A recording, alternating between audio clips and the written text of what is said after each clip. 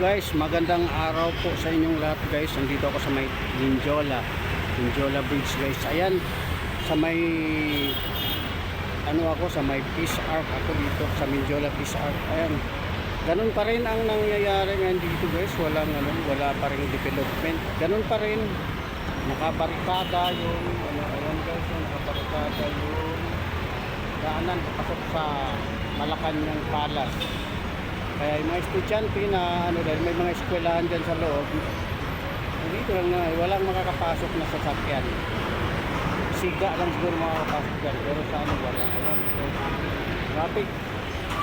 Traffic guys, kaya nagtyaga na lang ako magpa-araw dito para ayan yung LRT guys, ayan.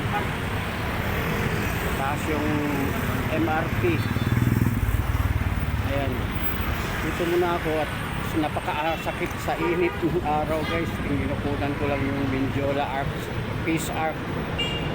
Etong makasaysayang lugar na to guys, marami nang namatay dito sa lugar na to. Panahon ni Ninoy, panahon ni Gloria, lahat halos ng presidente.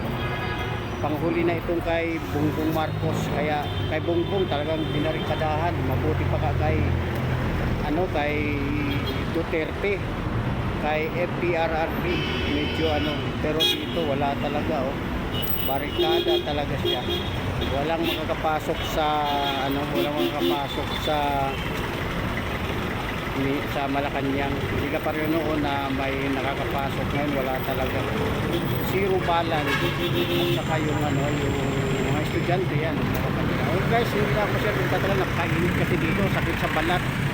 Okay guys, paki-like, share, comment na lang. Bye bye.